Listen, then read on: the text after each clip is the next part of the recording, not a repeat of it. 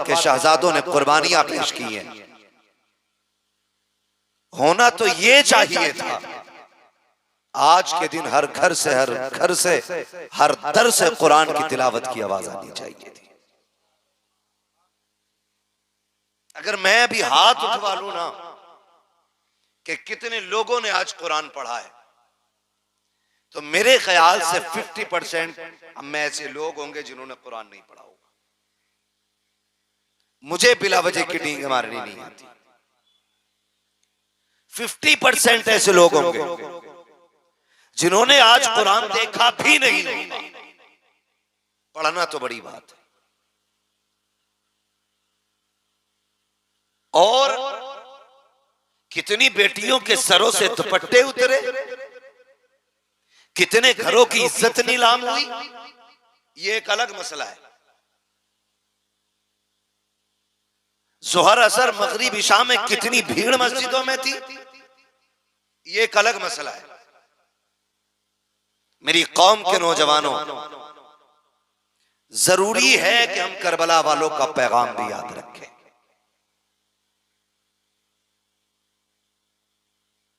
जो उन्होंने सबक दिया उम्मत को, वो भी हमें याद रखना बहुत ज्यादा जरूरी है।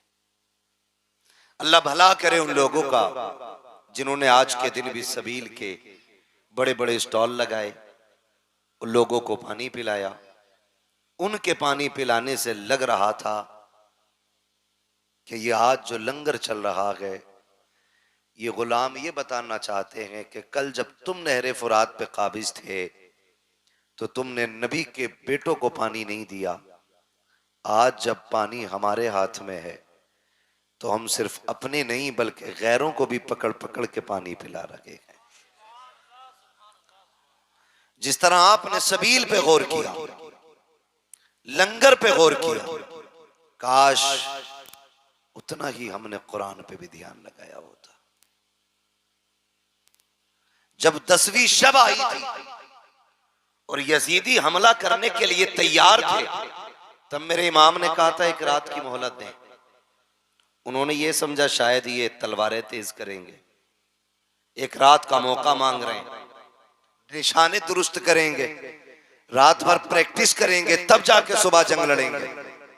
लेकिन तारीख गवाह है, करबला की मिट्टी गवाह है, एक एक जर्रा गवाह है करबला शरीफ का, कि जब इजाजत और मोहलत मांगी ना मेरे इबाब ने, आपने रात के 2 हिस्से किए। एक हिस्से में नमाज को रखा, दूसरे हिस्से में तिलावत को रखा। सब ये हिसाब लगा रहे थे कि तलवारों की तैयारी होगी, लेकिन अल्लाह वाले तो जन्नत की तैयारियां कर रहे थे। जन्नत की तैयारियां कर रहे थे। और तैयारियां भी कैसी? पानी नहीं था, तयम्मुम है, जबान सूखी है। मोहम्मद अली भाई कारी हैं और बहुत अच्छे कारी हैं। मैं कहता हूं कभी नात के बाद इनसे कुरान भी सुना करो। कई इनामी मुकाबले जीते इन्होंने कुरान में, बहुत उम्दा कारी भी है मोहम्मद अली भाई। कभी इनसे सुने कुरान आप, लेकिन हमने सिर्फ नात सुनी है तो सिर्फ नात सुनते। अगर कुरान एक बार सुन लिया इंशाअल्लाह फिर कुरान सुनने के आदी हो जाएंगे। मेरा कहने का मतलब यह है, अगर आज का कोई अच्छी आवाज वाला कारी किसी महफिल में बैठ के कुरान पढ़ दे तो हवाएं थम थम के कुरान सुने, परिंदे उड़ना छोड़ करके कुरान सुनने लग जाएं। सोच तो सही, जब करबला में नबी का बेटा कुरान पढ़ता होगा तब उस लहजे की खुशबू कैसी होगी, क्या रंग आता होगा उस जमीन पर। मुअर्रिखीन ने लिखा है कि एक खेमे में कुरान पढ़ा जा रहा था, आज एक एक घर से कुरान उड़ गया है। बुरा मत मानिएगा, एक एक घर से कुरान उड़ गया है। अगर घर के अंदर 4 बंदे हैं तो 6 मोबाइल तो हैं, 3 नहीं है। 4 के पास 6 मोबाइल है, 3 नहीं है, लेकिन कुरान एक ही है, एक ही है। उसमें भी पढ़ने का नंबर नहीं आ रहा है। 2-2 महीने हो गए, कोई कुरान खोलने वाला ही नहीं, कोई कुरान पढ़ने वाला ही नहीं। मेरे इमाम अपने खेमे के अंदर है, हर खेमे में कुरान की तिलावत हो रही है। हुसैन की शहजादी सैयदा सकीना आई, कहने लगी बाबा क्या मैं कुरान नहीं पढ़ूंगी? मेरे इमाम ने कहा बेटी आओ तुम्हें हम कुरान पढ़ाते। मैं उस बच्ची की बात कर रहा हूं जिसकी उम्र में भी इख्तिलाफ है। बाज ने 4.25 साल लिखा है, बाज ने 7 साल उम्र लिखी है। अगर 7 साल भी मान दो तो ये वो छोटी बच्ची थी जो काफिले में सबसे छोटी थी, लेकिन इसको भी शौक हुआ कुरान पढ़ने का, इसको भी शौक हुआ कुरान पढ़ने का।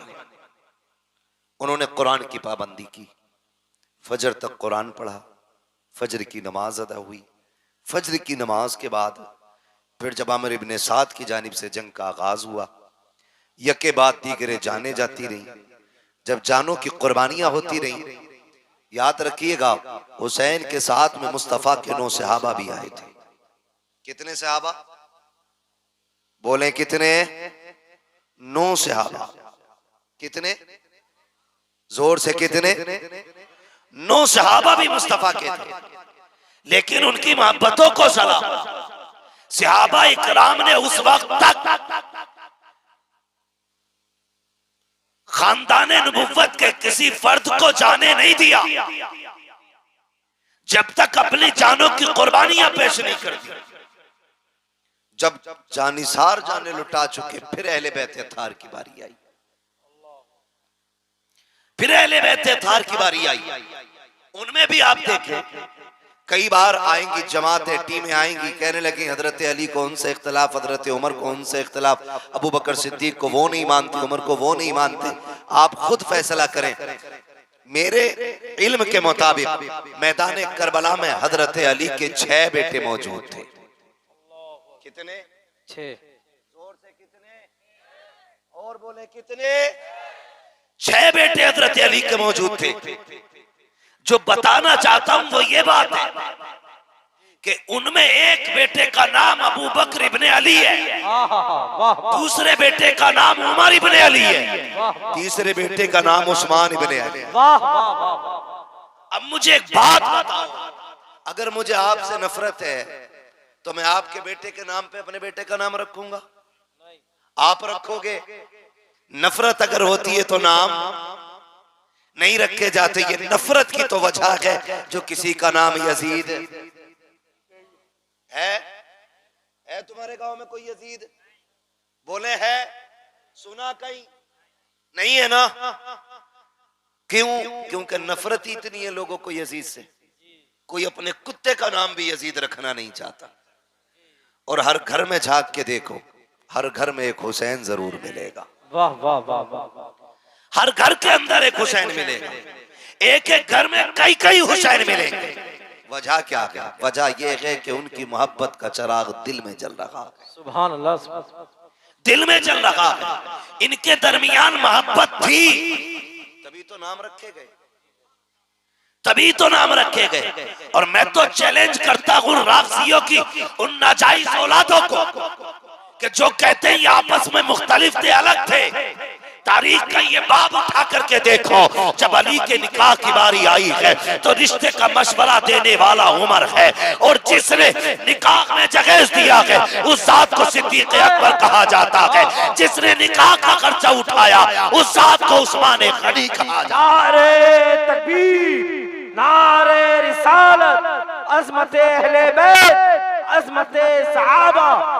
वाह वाह वाह, क्या बात। इनमें तो इतना प्यार था, इनमें इतना प्यार है। और ये जिसकी ना असल का पता ना नस्ल का पता, ये झगड़े बता रहा है। शर्म आनी चाहिए, गैरत आनी चाहिए। मैं इसीलिए कहता हूं शुक्र है मेरे रब का, शुक्र है मेरे रब का कि रब ने हमें बरेलवी बनाया है। बोले सुभान अल्लाह। सारे बरेलवियों से मेरी गुजारिश है, शुक्र है रब का कि रब ने हमें बरेलवी बनाया है। और मैंने पहले ही कही कि बरेलवियों का दामन न अहले बैत की तौहीन से दागदार है न हुजूर के सहाबा की तौहीन से दागदार है। यके बाद दीगर शहादतें होती नहीं, यहां तक के फिर अहले बैत अतहार की बारी आई, अली के घर के शहजादों की बारी आई, अकबर, कासिम, अब्बास, सोनो, मोहम्मद, यके बाद दीगर शहीद होते रहे। फिर ताजदारे शहादत, शहीदों का इमाम, मेरा इमाम, इमाम अली मकाम मैदान करबला गए, अपनी भी जान का नजराना पेश किया और आपने पूछा मालिक बता तू राजी है कि नहीं। आवाज आई या अय्यतुहन नफ्सुल मुतमइन्ना इरजिई इला रब्बिक रादियतम मर्दिया फदखुली फी इबादी वदखुली जन्नती। अल्लाहु अकबर, शहादत इमाम हो गई। याद रखिएगा कि जहां से भाई का सब्र मुकम्मल होता है वहां से बहन के सब्र का आगाज होता है। ये करबला शरीफ है, बहुत गौर फरमाइएगा। ये आज वाली शाम आई, आज वाली शाम, उन्हें क्या पता जो मेलों को आबाद करते हैं कि नबी के घर पे क्या गुजरी है। वो क्या जाने जो आज के दिन को भी तमाशे का दिन बनाए हुए हैं, उन्हें क्या पता। जानते हो जब शाम आई, शहादतें हो गई, फिर अहले बैत अतहार के खेमे लूटे गए। जब खेमे लूटे गए, जो बचे कुचे खेमे थे आग लगाई गई, लेकिन तारीख गवाह है, खुदा की कसम खेमे जल रहे थे लेकिन सैयदा ज़ैनब के सर की चादर नहीं उतरी थी। चादर सैयदा ज़ैनब के सर की नहीं उतरी थी। यहां तक मुअर्रिखीन ने लिखा है आधा खेमा जल चुका है, आधे का कपड़ा पड़ा है। उधर हजरत ज़ैनब ने अपने वजूद को उस कपड़े के आड़ में छुपा रखा है कि घर जले तो जल जाए लेकिन अहले बैत के घर की चादर सर से नहीं सरकनी चाहिए। जरा ये चीजें ज़हन में रखें। फिर क्या किया गया? उन यजीदियों ने कौन सा सितम न किया, बड़े सितम किए गए, लूटा गया खेमों को। मेरा हुसैन मोहताज नहीं था, गरीब नहीं था। जब करबला शरीफ गए थे तो 42 ऊंटों पे तो करबला वालों का सामान गया था। 42 ऊंटों पे रखा गया सामान था। वो सारे खेमे लूट करके सामान लूटा गया। जानते हो जब शाम हुई फिर सारी लाशों को मैदान में डाल करके उन पर घोड़े दौड़ाए गए। यही शाम गरीबा, जब लाशों पर घोड़े दौड़े, कोई माई का लाल बता नहीं सकता सैयदा ज़ैनब ने पर्दा छोड़ करके लाशों की तरफ दौड़ लगाई हो। कोई नहीं बता सकता उम्मे रुबाब ने पर्दा छोड़ा हो। कोई नहीं बता सकता शहरबानों ने शरीयत की हदें तोड़ी हो। आज मुहर्रम के नाम पे गुंडागर्दी, मुहर्रम के नाम पे अय्याशियां, बदमाशियां, मर के पता चलेगा हुसैनी कौन था, यजीदी कौन था। किरदार बदलो अपने। ओ भाई, लाशों पे घोड़े दौड़ते रहे, अहले बैत ने पर्दा नहीं छोड़ा, नबी के घर की बेटियों ने पर्दा नहीं छोड़ा, लाशों की हड्डियां तोड़ी गई, हद हो गई। फिर बात वो आ गई कि जब लाशें वीरान कर दी गई, फिर सैयदा ज़ैनब ने रज़ी अल्लाह ताला अन्हा सारी लाशें इकट्ठा की, एक जगह रखी ला करके, एक जगह। कितना मुश्किल काम था। और फिर उसके बाद उन लाशों पे पहरा देना, ये सबसे मुश्किल काम था। पहरा देने के लिए अली की बेटी बैठी, और जब पहरे की बारी आई, बैठी है, लाशें कुछ बिखरी हैं, कुछ इकट्ठा है। आप बैठी हैं, सर पे चादर तथीर है, हाथ में आज तलवार नहीं है, गाजी अब्बास का टूटा हुआ खंजर का टुकड़ा था, और लेकर के वहां बैठी जहां लाशें थी, और इस नियत से बैठी कि अब तक हद हो गई, अब देखते हैं कौन है जो अहले बैत की लाशों के साथ खिलवाड़ करे। ये सोच के आप पहरेदार बन के बैठी। रात के 2 हिस्से गुजर गए। जब रात के 2 हिस्से गुजरे तो किसी के आने की आहट महसूस हुई। जब आने की आहट महसूस हुई, सैयदा ज़ैनब ने चादर संभाली और अपना खंजर का टुकड़ा संभाला। इरादा ये था अगर कोई दुश्मन आएगा तो अली की बेटी अली के जलवे दिखाएगी, और अगर कोई होगा अजनबी तो फिर जाने दिया जाएगा। जब आने की आगट महसूस हुई सैयदा ज़ैनब ठहर गई, कहती है कौन, ठहर जा वहीं। लेकिन सवार जो आ रहा था वो रुका नहीं, वो चलते चलते सैयदा ज़ैनब के करीब आया। गरीबुल वतनी है, परदेश है, तन्हाई है, भूख है, प्यास है, चारों तरफ से दुश्मनी है, तारीकी है, एक वहशत है। जब वो करीब आया उसने आने वाले ने कहा बेटी तू कौन है। जैसी लफ्ज़ बेटी कहा ना तो सैयदा ज़ैनब के हिचकी बंद गई, फरमाने लगी कौन है ये अजनबी जो हमें बेटी कह के आवाज दे रखा है। यहां तो कोई हमें पानी पिलाने वाला नहीं, आने वाले तू है कौन। फरमाने लगे बेटी तू बता तू कौन है। आप कहती हैं मुझे ज़ैनब कहा जाता है, मैं फातिमा ज़हरा की बेटी हूँ, अली की शहजादी हूँ। कहा कैसे बेटी हो। कहा अपनों के जनाजों पे पहरे दे रही हो। कहा बेटी ये जनाजे किसके हैं। अल्लाह अकबर। सैयदा ज़ैनब ने कहा था आने वाले ये जो सामने जनाजा पड़ा है ये राकिबे दोषे पैगंबर का जनाजा है। कहा ये जो 18 साल जवाना है जनाजा है ये किसका है। कहा ये अकबर का जनाजा है। कहा ये छोटी सी कब्र किसकी है। कहा ये जमा के असगर की कब्र है। अल्लाह अकबर। जैसे इतना सुना है आने वाले ने कहा बेटी अल्लाह तुम्हारा हाफिज है। ये कह के जब आने वाला जाने लगा बढ़ करके सैयदा ज़ैनब ने सवारी को रोका। कहा बाद में जा, पहले बता तू है कौन। यहाँ कोई अपना कहने वाला नहीं है, तूने बेटी कह के आवाज दी है। आने वाले ने कहा बेटी पहचाना नहीं, मैं कोई और नहीं बल्कि तुम्हारा नाना मोहम्मदुर रसूलुल्लाह।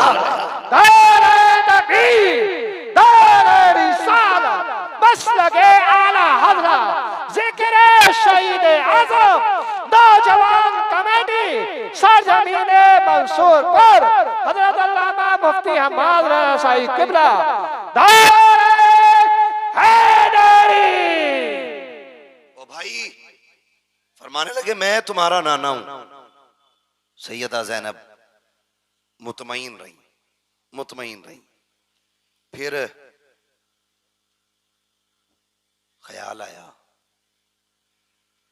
ख्याल आया कि हुसैन ने कहा था कि मेरी सकीना मेरे बगैर सो नहीं पाती है, देखूं तो सही सकीना का हाल क्या है। फिर ख्याल आया अगर मैं यहां से उठ के चली गई तो पता नहीं जनाजों का क्या करें ये लोग। इसी शशोपंज में रात के 3 हिस्से गुजर गए। फिर एक साया नजर आया, आप फिर संभल के बैठी, और वो साया किसी मर्द का नहीं एक औरत का साया था। करीब आई, उसने आकर के पानी का प्याला पेश किया। सैयदा पानी पी लीजिए। आपने फरमाया हमें इस पानी से नफरत हो गई है, ले जाओ हमें नहीं पीना है पानी। खातून ने कहा मुझे हुर की बीवी कहा जाता है, मेरे शोहर ने गर्दन कटा करके अपनी गुलामी का हक अदा कर दिया, मेहरबानी करें मुझसे पानी कबूल कर लें। जब इतनी बात कही सैयदा ज़ैनब ने कहा सुनो, जिनके 18 साल के शहजादे प्यासे चले गए हो उन्हें पानी कैसे अच्छा लगेगा, जाओ ले जाओ ये पानी। लेकिन वो खातून जानती थी सैयद को अगर खातून जन्नत का वास्ता दो तो वो कभी टाला नहीं करते। उन्होंने कहा आपको आपकी अम्मी का वास्ता ये पानी कबूल फरमा ले। आपने पानी लिया, उठी, ख्याल आया मेरी सकीना सबसे ज्यादा प्यासी है, सकीना सबसे ज्यादा प्यासी है। ये सोच करके आप खेमे में आई। जब खेमे में आके देखा तो हजरत सकीना नहीं थी। आवाज दी सकीना सकीना, पता नहीं चला। फिर खेमे से बाहर निकली, ख्याल आया कहीं यजीदियों ने बच्ची को उठा तो नहीं लिया, कहीं सितम करके कत्ल तो नहीं कर दिया। ये यजीदी है, इनसे कुछ भी उम्मीद की जा सकती है सिवाय भलाई की उम्मीद के। ये सोच करके बेकरार होके पलटी, बाहर आवाज दी सकीना तो जहां मक्तल में लाशें पड़े थे वहां से हल्की सी आवाज आई, पुपी यहां आओ। मैं यहां हूं। अल्लाह अकबर। कहीं जाके देखा तो जहां मेरे हुसैन का लाशा था वहां सैयदा सकीना ने पैरों पे सर रख के लेटी हुई है। पैरों पे सर रख के। बाप बेटी का रिश्ता अलग होता है। आप भी परदेश जाते हो, खुदा की कसम बेटियां अगर छोटी होती हैं उस वक्त तक नहीं सोती हैं जब तक बाप के सीने पे सर रखने जगह ना मिल जाए। ये हुसैन की सकीना फरमाती कि मैं गई बाबा के पैरों पे सर, मैंने हाथ पकड़ा, बेटी यहां कैसे आ गई? कहा पूपी रात को नींद नहीं आ रही थी। मैंने कहा अब्बा तेरी बेटी को नींद नहीं आ रही है, आके सुला दीजिए। कहा मैंने इतना कहा था, इतने में मक्तल से आवाज आई, बेटी यहाँ आ मैं तुझे सुला दूं। कहती बेटी लाशों पे घोड़े दौड़ चुके हैं, किसी लाश की पहचान नहीं हो रही है, तुझे कैसे पता चला कि ये तेरे बाप का लाशा है? हजरत सकीना ने कहा था मैं इसी ढेर पे आई, इसी जगह पे आई, मैंने आके सारी लाशों को देखा, सब एक जैसी लाशें नजर आई। मैंने कहा अब्बा कहाँ हो? कहा भूपी इसी लाश के बाजू उठे थे, इसी ने हाथ उठा के कहा था आ बेटी मेरी सीने से लग जा। कहा बेटी फिर पैर से क्यों लेटी? कहा मेरे बाप के सीने पे इतने जख्म थे कि सर रखते हुए दुख हो रहा था, अगर मैं सीने पे सर रख देती मेरे बाप को तकलीफ हो जाती। एक पैर के तलवे ऐसे थे जहां पे जख्म नहीं था, इसलिए मैंने सर रखा सो गई। कहा बेटी आओ तो सही, खेमे में लेके आई है। कहा फूफी बात क्या है? कहा लो बेटी 3 दिन की प्यास है, पानी पी लीजिए। अब मेरे घर हुसैन के घर की तरबियत देखें। सैयदा सकीना कहती है फूफी जान प्यास तो आपको भी लगी है, आपकी भी 3 दिन की प्यास है, ये पानी आपने क्यों नहीं पिया? हजरत ज़ैनब कहती है ए सकीना जिन घर के बच्चे प्यासे होते हैं उस घर के बड़े पानी नहीं पिया करते हैं। इतना सुनना था, हजरत सकीना ने प्याला हाथ में लिया और दौड़ लगाई मक्तल की तरफ। हजरत ज़ैनब ने कहा था सकीना कहाँ जा रही हो? कहा फूफी अभी आपने कहा था जिस घर के बच्चे प्यासे होते हैं उस घर के बड़े नहीं पीते हैं। कहा भी मुझसे छोटा मेरा असगर प्यासा है, ये पानी पहले उसे पिलाया जाएगा। ये कह के दौड़ लगाई, ठोकर लगी, पानी गिर जाता है, आवाज आती है सलामुन अला सब्र सकीना, सलामुन अला सब्र अहले बैत मोहम्मद। नबी के घर वालों तुम्हारे सब्र को सलाम हो, हुसैन की सकीना तेरी जुर्रत और हिम्मत को सलाम।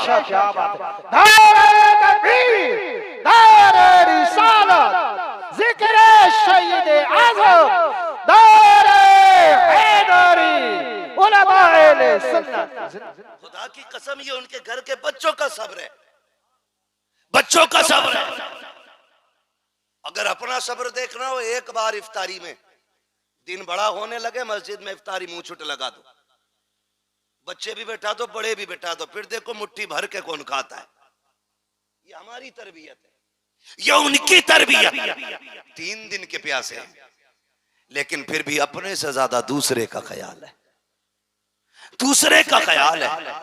जानते हैं जब 11 की सुबह आई यजीदियों ने इमाम ज़ैनुल आबिदीन को कैद कर रखा था।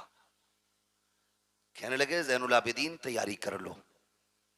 फरमाने लगे किस चीज की तैयारी? यजीदियों ने कहा सफर करना है। आपने फरमाया परदेसियों की कोई तैयारी नहीं होती है, जहां चाहो ले चलो, हम परदेसी हैं। तारीख गवाह है सबसे पहले बेड़ियां तारीख में हजरत इमाम ज़ैनुल आबिदीन के पैरों में डाली गई। गले में तोक, पैरों में बेड़ियां। और जब तोक डाल करके चलाया गया तो इतना वजनी तोक था कि उसके वजन से आप इतने झुक के चल रहे थे जैसे नमाजी रुकू में रहता है। ये कंडीशन थी। लेकिन नबी के घर वालों तुम्हारी हिम्मत को सलाम। और पीछे से चंद कुत्तों की टूटी थी कोड़े बरसाने की, कोड़े बरसाने की। जब आप कैदी बन के चले और एक चौक से काफिला गुजरने लगा तो किसी ने देखा यार ये तो बेकसूर लग रहे हैं, इनके चेहरे का नूर बता रहा है ये बेकसूर कैदी है। उसने आगे बढ़ के कहा बेकसूर कैदी मेरे हक में दुआ कर दे।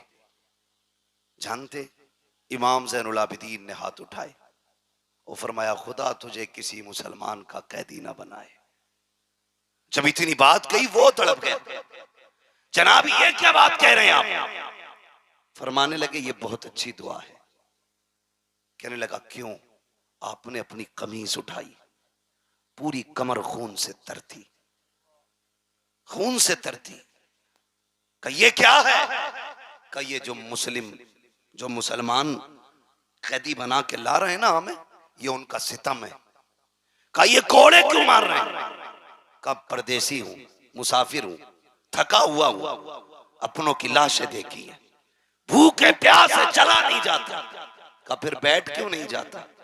कहा अगर मैं बैठ गया तो फिर जिम्मेदारियां करबला में रह जाएंगी, ये जिम्मेदारियां मुझे नाना के मदीने तक पहुंचानी है। अल्लाह अकबर। लोग कुछ भी कहें, जो चाहे वो सोचे, लेकिन खुदा की कसम हम चैलेंज के साथ कहते हैं, करबला में भी हाकिम हमारा हुसैन था, कूफे में भी हाकिम हमारा ही हुसैन, पावर में हमारा ही हुसैन था। ये कान खोल के सुने। ये अलग बात है कि ये सितम हुए, ये जुल्म हुए, लेकिन मेरे हुसैन ने सब्र का दामन नहीं छोड़ा, दामन नहीं छोड़ा। ये काफिला चला, जानते हो 64 औरतें, 26 बच्चे, 72 नेजों पे 72 सर। तरतीब क्या दी गई? तरतीब ये दी गई कि सबसे आगे शहीदों के सर थे, उनके पीछे इमाम ज़ैनुल आबिदीन थे, उनके पीछे सैयदा ज़ैनब थी, बाकी फिर खवातीन जो कैदी बनाई गई थी, और सबसे पीछे हजरत सकीना की सवारी थी। इस तरतीब से काफिले को ले जाया जाता है। आज हैरत हो रही है भाई, हैरत हो रही है। आज सुन्नी बरेलवी कहलाने वाले लोग ढोलक पे उतर आए। पढ़े तारीख के इस बात को भी कि वो जो सारे शहीदों के सर चल रहे थे, उनसे भी आगे यजीदी लोग ढोल लेके चल रहे थे, और वो आगे आगे ढोल बजा के कह रहे थे हुसैन को हमने शहीद कर दिया, कत्ल कर दिया, माज़अल्लाह, फतह हमारी हुई है, इसलिए ढोल बजाए जा रहे थे। जानते हो जब एक चौक से, एक बस्ती से काफिला गुजरने वाला था, तो दूर से ढोल की आवाज आ रही थी। एक नाबीना खड़ा था, उसके साथ एक बच्चा था, वो नाबीना भीख मांग रहा था। जब ढोल की आवाज सुनी तो उसने अपने बच्चे से कहा लगता है बारात कोई बड़ी है। जब बारात बड़ी है तो फिर दूल्हा भी बड़ा होगा। कहा अब्बा कहना क्या चाह रहे हो? कहा बेटे देख जरा बारात कैसे लोगों की है। तो सबसे आगे जब ढोलों को आते देखा, सर्क पर्क के कपड़े, बेहतरीन खूबसूरत लिबासों में, नए नए कपड़ों में ढोल वाले देखे। बच्चे ने कहा अब्बा लगता है बारात बड़ी शान वाली है। बच्चा कहता है बाप ने कहा बेटे सुन, जब वो दूल्हा करीब आ जाए तो मेरे कोनी मार देना, ताकि जब वो दूल्हा आएगा तभी मैं भीख मांगूंगा। अल्लाह अकबर। बच्चे ने पहले ढोल वालों को देखा, उसे तो दूल्हा का इंतजार था, लेकिन हैरत में पड़ जाता है जब नेज़े पे कटे सर को देखता है, और हैरत में पड़ गया जब जयमाल के बच्चे को नेज़े पे रखा देखा के सर को। बच्चा होश खो बैठता है, और धीरे धीरे ये ढोल वाले करीब आए।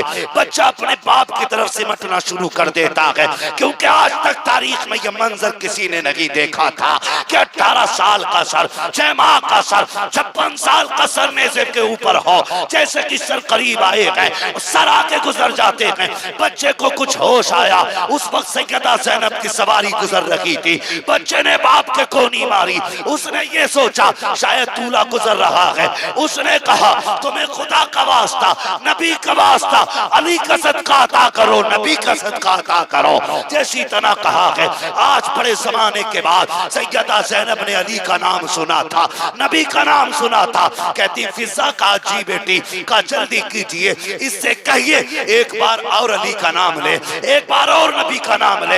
आपने कहा फिर से कह जो तूने कहा है।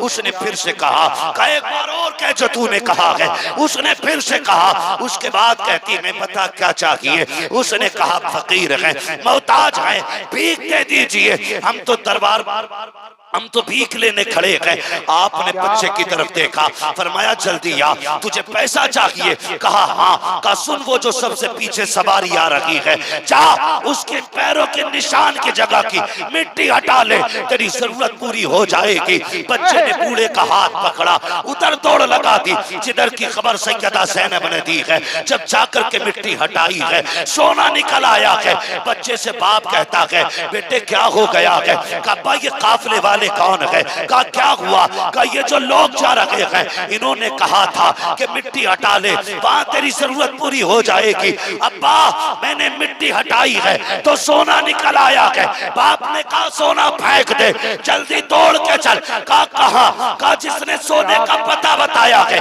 कहा किस लिए? कहा तू नहीं जानता है, ये जो गुजर के जा रही है, या तो नबी की बेटी गई है या अली की बेटी गुजर के।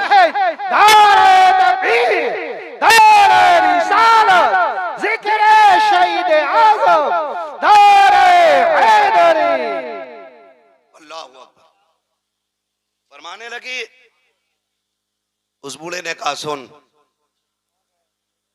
या तो ये नबी की बेटी गुजर के गई है या अली की बेटी गुजर के गई है। खुदा की कसम, इन्हें मजबूर कहते, इन्हें कमजोर समझते। गलती ना करना, बातें बहुत सारी है, मगर तवज्जो करें, इस बात को आखिरी बात समझ के सुन लें। तवज्जो है, जरा कह दें या हुसैन। जितने लोग सुन रहे हैं सारे बस वही बोलें, वाह हुसैन, और जोर से बोलें वाह हुसैन। हाँ सुने बहुत गौर से, हम हाय हुसैन वाले नहीं, हम वाह हुसैन वाले लोग हैं। तवज्जो करें, ये काफिला चला, काफिला चलते चलते एक जंगल से गुजर रहा था। जंगल से जब काफिला गुजरने लगा तो एक खातून अपनी गोद में दुपट्टे में गठरी में कुछ छुपाए खड़ी थी। ये यजीदी फौजी, दौलत के कुत्ते, ये आगे आगे चल रहे। उस खातून ने पूरे काफिले को रोका, कहा ठहरो। कहा क्या बात है? कहा तुम्हारे अंदर कोई तबीब है? कहा क्यों? कहा मेरा बेटा बीमार है, एक ही बेटा है, 7 बेटियां हैं, मुझे डर है कहीं वो मर ना जाए। कहा अगर तुम में कोई तबीब हो तो मेरे बेटे को देख ले। तो शिमर को, इन लाइनों को मजाक सूझी। इन्होंने मजाक के तौर पे इमाम ज़ैनुल आबिदीन की तरफ मुंह किया और बूढ़ी से कहने लगे हम तो तबीब नहीं है, लेकिन इससे पूछ ले, ये जो कैदी है शायद ये तबीब है। बूढ़ी गई, जाके कहने लगे परदेसी क्या तू तबीब है? आपने कहा अल्हम्दुलिल्लाह, सिर्फ मैं नहीं, मैं भी हकीम, मेरा बाप भी हकीम, मेरा दादा भी हकीम, मेरा घराना ही हकीमों का है। क्या इलाज कर देगा? फरमाने लगी बिल्कुल, लेकिन सुन मां, मैं कैदी हूं और हम इनके कैदी हैं, इनसे इजाजत लो और हम चलेंगे तुम्हारे साथ। जब बूढ़ी इजाजत लेने गई, वो तो थे दौलत के कुत्ते, उन्होंने क्या कहा? उन्होंने सीधी बात कही कि क्या देगी इसके बदले में? उसकी गोद में जो गठरी थी वो प्लास्टिक की और लकड़ी की और किसी और चीज की नहीं, बल्कि सोने की गठरी थी। उसने कहा जितना सोना है सारा ले ले, बस इस तबीब को मेरे साथ भेज दे। वो तो थे ही दौलत के कुत्ते, उन्होंने सोना ले लिया। लेने के बाद मेरे इमाम की तरफ देख के कहने लगे सोन, अगर तुम्हारे बाप ने हमारी मान ली होती ना, तो आज तुम जंजीरों में जकड़ के हमारे गुलाम नहीं होते। जैसे इतना सुना गुस्सा आ गया इमाम ज़ैनुल आबिदीन को। फरमाने लगे तुझे क्या लगता है, ये जो तूने बेड़ियां हथकड़ियां पहना रखी हैं, तो इनसे रोकेगा हमें? फरमाने लगे चाबी रख अपने पास अपनी, अब अली के बेटे की ताकत देख। आपने गुस्से में हाथों की हथकड़ी की तरफ निगाह डाली, हथकड़ियां पानी की तरह बह के गिर जाती हैं। पैरों की तरफ देखा, बेड़ियां टूट गई। फरमाने लगे कुत्ते औकात में रहे, कल भी हम रब की रजा पे राजी थे, आज भी हम रब की रजा पे राजी। बेशक सुभान अल्लाह सुभान अल्लाह। वरना हमें कोई दुनिया की ताकत नहीं रोक पाएगी। उसके बाद जब आप चले, शर्मिंदा हो गया इतनी बात पे, सबके सामने मुंह की खानी पड़ी। लेकिन मेरे इमाम ज़ैनुल आबिदीन इतने थक चुके थे कि चलते चलते ना पैर पूरे नहीं उठ पा रहे थे, पैर खचेड़ के जमीन पे चल रहे हैं। इतनी ताकत नहीं बची है कि पूरा पैर उठा के रख सके, जमीन पे पैर रगड़ते जा रहे हैं। बूढ़ी आगे आगे चलते चलते जब बूढ़ी का मकान आया तो एक बच्ची दरवाजे पे खड़ी थी। उसने कहा माँ जी बेटी कई से भेज दे वापस। कहा क्या हुआ? कहा जिस बेटे के लिए लेके आई थी वो बेटा खत्म हो गया। इतना सुना आह निकल गई। बूढ़ी रो के कहने लगी सोना भी चला गया, बेटा भी चला गया। जा, मैंने तुझ पे ज्यादती की, मैं यहां तक चला के लाई, तेरा एहसान तो यहां तक आ गया, वापस चला जा। इमाम ज़ैनुल आबिदीन ने कहा मां दरवाजे तक आए हुए मेहमान को लौटाया नहीं जाता है, चौखट तक आने की इजाजत तो दे। बूढ़ी ने कहा क्या करेगा बेटा, तेरा वक्त जाये होगा, तेरा टाइम खर्च होगा, तू परदेसी मुसाफिर, जाने कब का चला है, कब तक चलेगा, कुछ खाया कि नहीं खाया। ए बेटे अब यहाँ आके वक्त जाये न कर। कहा माँ मुझे दरवाजे तक आने की इजाजत दे। इमाम ज़ैनुल आबिदीन को इजाजत मिली। आप जैसी घर के अंदर कदम रखते हैं, क्या देखते हैं दो बहनें बैठी हुई हैं, एक सर की तरफ बैठी है, दूसरी पैरों की तरफ बैठी है, दो जबान के ऊपर कपड़ा पड़ा है। एक कहती है कि भैया बड़ी हसरतें तेरे साथ थी, तू हमारा इकलौता भाई था, आपने चंद जुमले सुने रो देते हैं। एक बच्ची देख के कहती है भाई हमारा गया है, तू क्यों रो रहा है? उसने ये कहा जब मैंने तुम्हारे भाई को देखा तो मुझे सुगरा के अकबर की याद आ गई है, मुझे तुम्हारे सूरत को देख के अपनी मदीने वाली बहन की याद आई है। आप ये कहते हैं और उसके बाद आगे बढ़ते हैं। उस नौजवान के ऊपर से चादर उड़ाई और हटाने के बाद कहते हैं नौजवान उठ, बहनों को रुलाया नहीं जाता है, बहनों को हंसाया जाता है। इतना कहा नौजवान उठ के बैठ जाता है। आपने जैसी नौजवान को उठाया है, माँ कहती है अरे बेटे ये कैसे हो गया? कहा बेटे ये बता, माँ ये तो बता तेरी गोद में सोना कितना था? कहा 7 बेटियों का जेवर था। कहा जल्दी कर, जितना सोना था उतनी मिट्टी लेके आ। पूरी मिट्टी लेके आई है। मेरे इमाम ने यूं हाथ लगाया है, सारी मिट्टी को सोना बना दिया है। उसके बाद कहते हैं माँ बता क्या कमी रह गई है? बेटा भी मिल गया है, सोना भी मिल गया है। ये कह के पलटने लगे। बूढ़ी ने दौड़ के कदम पकड़े, कहा ओ शहजादे जरा ठहर तो सही, अरे रुक तो जरा, बता तो सही तू है कौन, कहाँ का रहने वाला है, बता ये शाने कहाँ से लेके आया है, ये रुतबे कहाँ से मिले हैं? आप कहते अम्मा ये ना पूछ, अब मुझे जाने दे। बूढ़ी कहती बता ना बेटे क्या मामला है? कहा वो बता बेटे वो 72 नेज़ों पे सर किसके थे? आपने कहा उसमें कुछ सर मेरे घर वालों के हैं, मेरे चचा के हैं, मेरे भाइयों के हैं, मेरे बाप का भी सर उसमें है, मेरे भाइयों के सर भी उसमें है। कहा बेटे एक बात समझ में नहीं आई, तूने मेरा एक जिंदा कर दिया, अपने 72 जिंदा ना कर सका, क्या राज है इसमें? आप कहते माँ मेरी मजबूरी है, अगर मजबूरी ना होती तो जैसे तेरा एक जिंदा हुआ है वैसे मेरे 72 भी जिंदा हो जाते। आपने जैसी इतना कहा। बूढ़ी कहती बेटे समझ में नहीं आया। कहा माँ सुने यहाँ समझ में नहीं आएगा, वहां चल जहां नेज़ों पे सर है, सारी चीजें समझ में आ जाएंगी। बूढ़ी फिर वापस आई है। कहा बेटे अब बताना, मेरा इमाम उस नेज़े के पास आया जिस नेज़े पे इमाम अली मकाम का सर रखा हुआ है। आप बाप के सर के पीछे खड़े हुए और कहते हैं अब्बा जी वो कुरान पढ़ के सुनाओ जो करबला से यहाँ तक पढ़ के सुनाया है, फिर से वो तिलावत सुनाओ जो करबला से यहाँ तक सुनाई है। मुअर्रिखीन ने लिखा है कि सरे हुसैन नेज़े पे खुद घूमा, रुख हुआ ज़ैनुल आबिदीन की तरफ और सूरह रहमान की तिलावत शुरू हो जाती है। सूरह रहमान की तिलावत मेरे इमाम के सर ने की है। आप कहते अम्मा अब कुछ समझ में आया कि नहीं?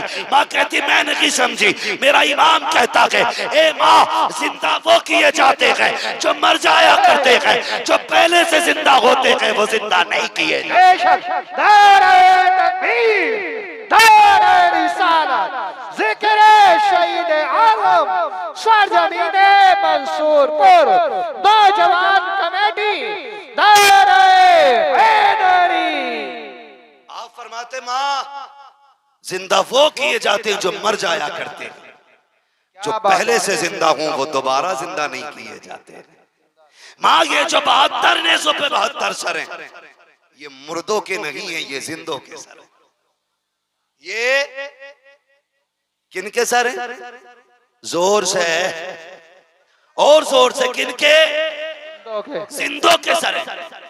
इनको अपनी औलाद का भी पता है, इनको हालात का भी पता है, इनको दौर का भी पता है। अल्लाह सलामत रखे आप लोगों को।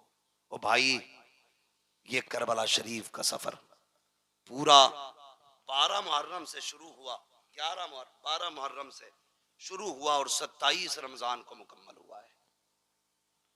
कितना?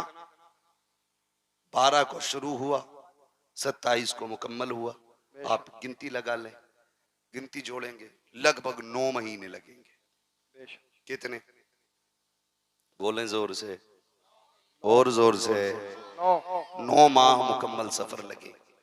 जानते हो अली की बेटी की जुर्रत देखे, 9 महीने सफर किया है, पैदल सफर किया है, सफर करके भी आई है, कुरान पढ़ती भी आई है। जब सफर मुकम्मल मदीने में जाके हुआ और इमाम ज़ैनुल आबिदीन का बाजू पकड़ के कहा, ज़ैनुल आबिदीन ये क्या आ गया? फूफी आपको भी मालूम है ना, ये तो नाना का मज़ार है। का बेटे पता तो है लेकिन तुझसे भी कहलवाना। कहा फूफी ये नाना का मज़ार है। फिर आपने रुख किया करबला की तरफ, कहा हुसैन गवाह रहना, मैंने तेरी अमानत को हिफाजत के साथ हुजूर के मदीने तक पहुंचा दिया है। बेशक हुजूर के मदीने तक पहुंचाया। 9 महीने सफर किया, पैदल सफर किया, लेकिन जानते हो इस 9 महीने में सैयदा ज़ैनब ने 72 कुरान मुकम्मल किए थे। कितने? जोर से कितने? 72 कुरान अली की बेटी ने पढ़े। कि आज हमारी बेटियों ने 72 आयतें पढ़ी हैं,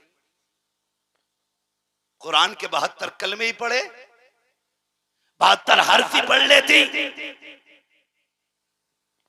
वो भाई अपने घरों के अंदर जाके ये सब काम करो। कुरान हुसैन के साथ है और हुसैन कुरान के साथ है। हुसैन उसी के साथ होंगे जिसके साथ कुरान भी होगा, और कुरान उसी के साथ होगा जिसके साथ हुसैन भी होंगे। इसलिए अपने घरों के अंदर कुरान की आदतें डालो, नमाजों की पाबंदी करो।